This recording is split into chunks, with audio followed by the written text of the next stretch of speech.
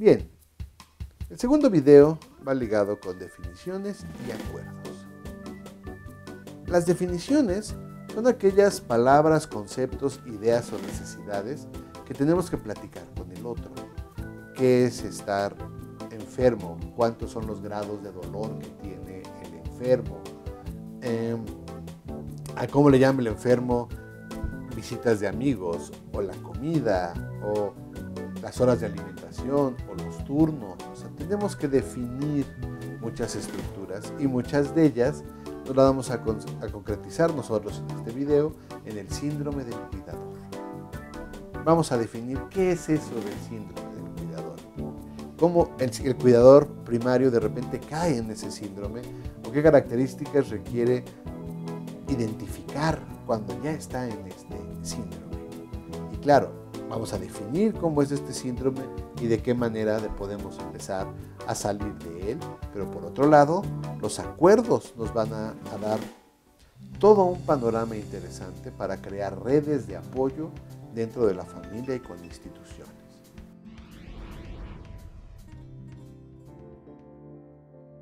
El consultorio de pronto es que, bueno, a mi hija le detectaron diabetes y yo, dice ella, y yo me pregunto ¿por qué a mí? Entonces yo le decía, ¿y por qué no? O sea, hay millones de personas que tienen diabetes, que tienen cáncer, que tienen una parálisis motora.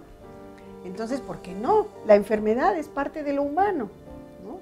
Entonces no es una maldición, no es que el mundo está contra nosotros, por lo tanto no tenemos que estar enojadas con el mundo, aunque no es una cosa sencilla.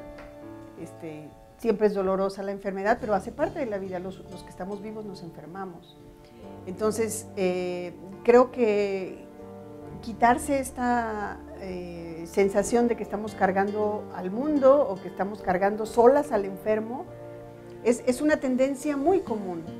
Y es una tendencia muy común porque los humanos somos narcisistas, entonces nos gusta ser muy fuertes, muy poderosos, muy aguantadores. Mira yo cuánto aguanto, mira yo me quedo sin comer, mira, como si este sacrificio de no comer o no salir o no dormir nos hiciera más fuertes o más grandes. Y no, es todo lo contrario, nos hace más débiles. Y aquí mucho del trabajo que hay que hacer, incluso con estos cuidadores primarios, es ayudarlos a que se den cuenta que sí son muy importantes y precisamente tienen que estar bien, porque hay cuidadores primarios que se agotan de tal manera que entonces ahora ya no nada más tenemos un enfermito, tenemos dos enfermitos. Se enferman sobre todo en parejas con ciertas edades, ¿no? Incluso hay casos donde la cuidadora se muere antes que el paciente, ¿eh? Tal es el desgaste. Entonces, pero esto implica tener que hacer todo unas intervenciones a veces a nivel familiar, donde los hijos, por ejemplo, en este caso, también se den cuenta que es importante que ellos participen, que el enfermo también es su pariente, porque como que se les olvida, ¿no?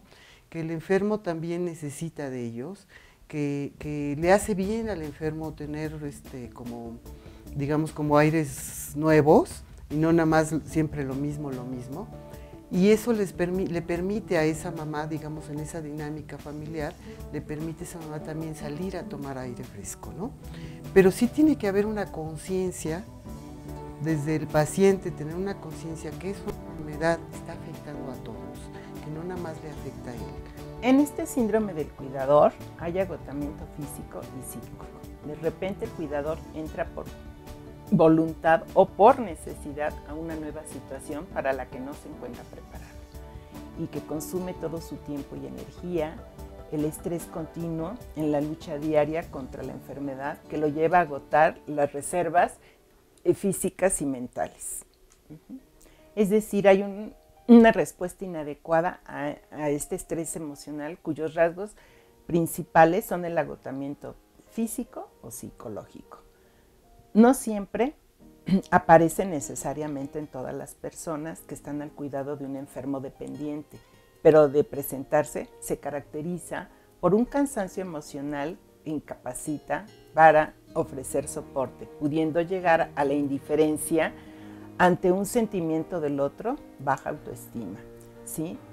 generalmente presentan la labilidad emocional. ¿Qué es esto? Cambios de humor repentinamente. De estar contentos se ponen muy irritables, muy enojados. Hay depresión y hay ansiedad.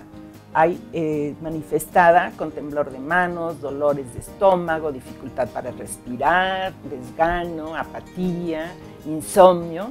Hay conductas de consumo abusivas, tabaco, alcohol, drogas, para tratar de mitigar la ansiedad que produce todo esto.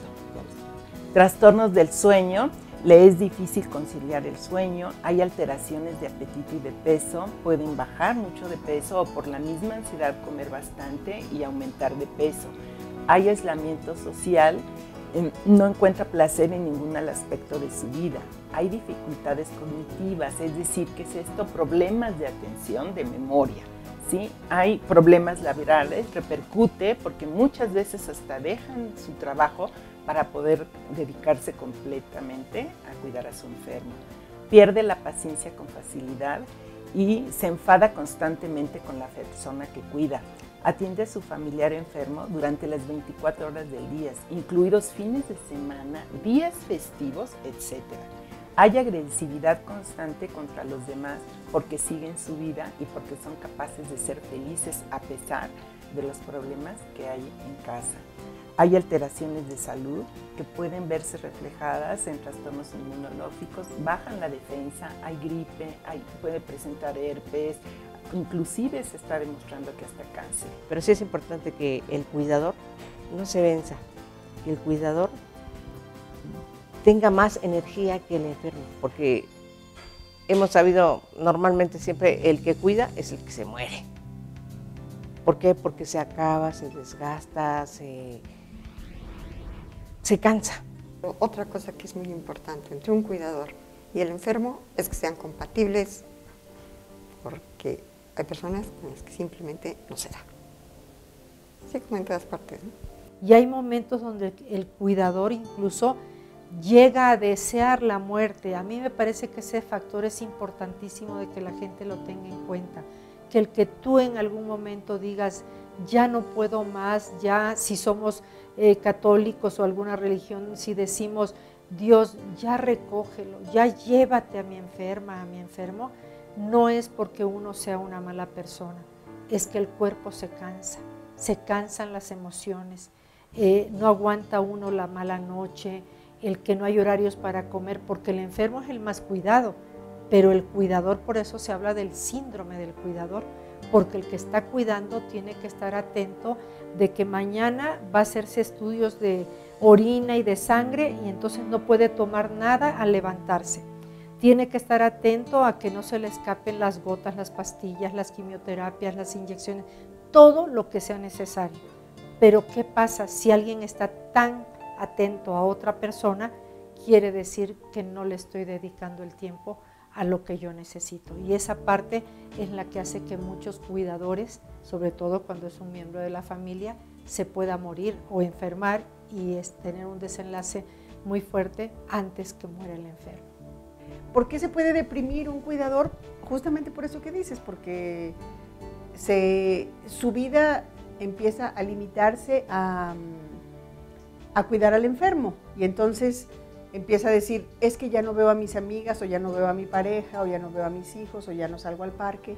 Entonces, todas esas renuncias que un cuidador, una cuidadora está haciendo de su vida, lo puede llevar, digamos, lo pone en riesgo de deprimirse, de estar en un estado, digamos, melancólico, donde siente que su vida se acabó porque ahora le toca cuidar al enfermo. Entonces, ese sería como lo primero, digamos, la parte emocional, que es un elemento que está en juego en el trabajo como cuidadora, ¿no? La parte afectiva.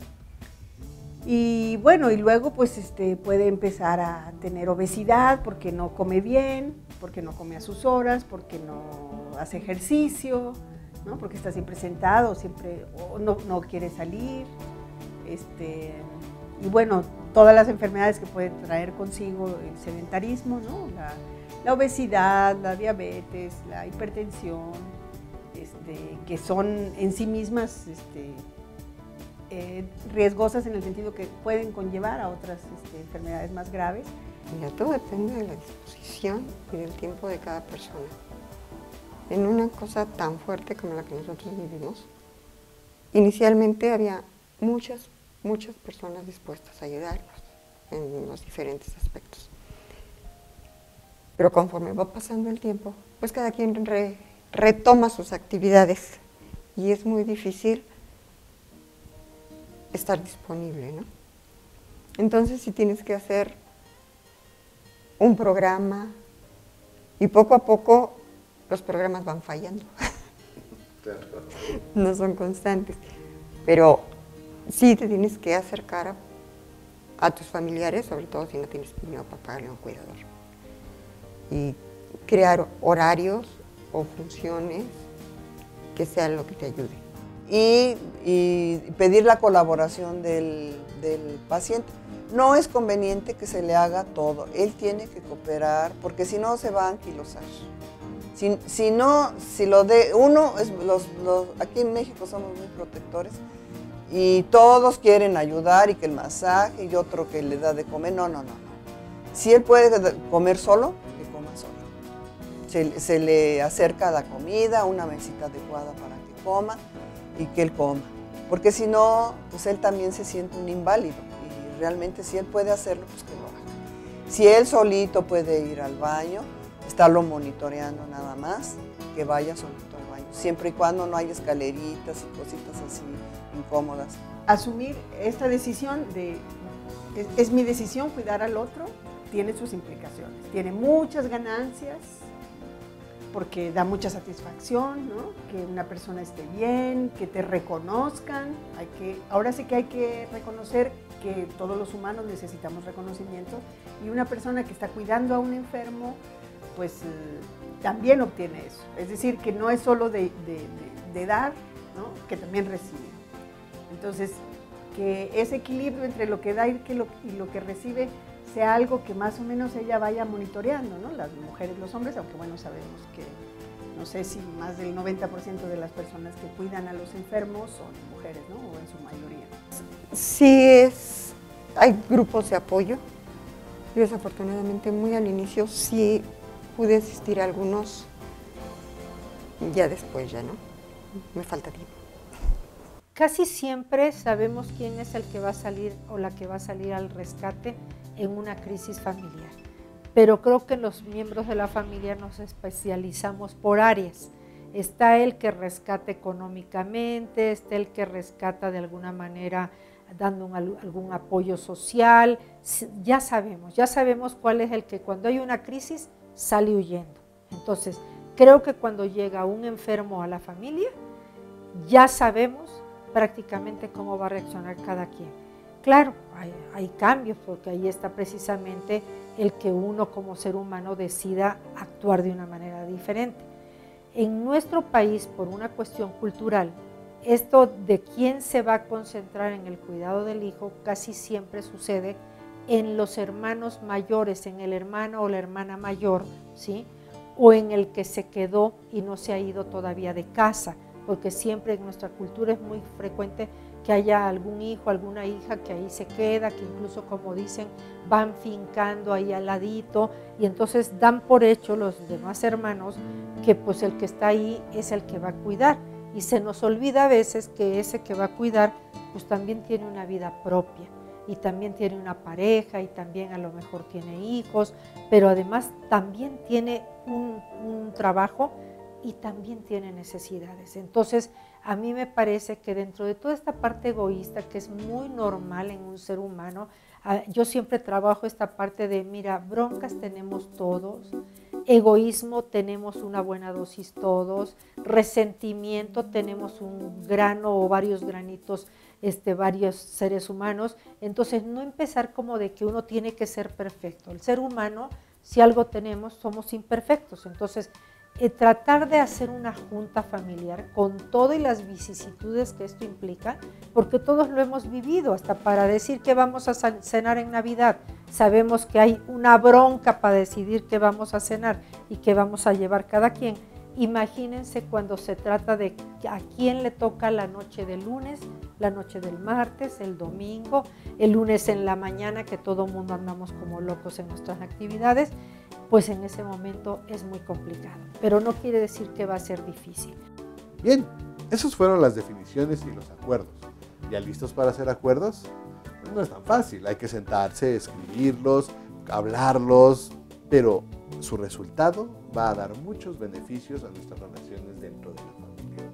Y por eso hay que tener cuidado, porque el cuidador, su labor de vida no es cuidar al enfermo y morir por ello, sino somos una familia en conjunto, que cada parte de esta familia va a hacer su colaboración para que los otros integrantes de la familia puedan tener una mejor vida y puedan planear un mejor futuro.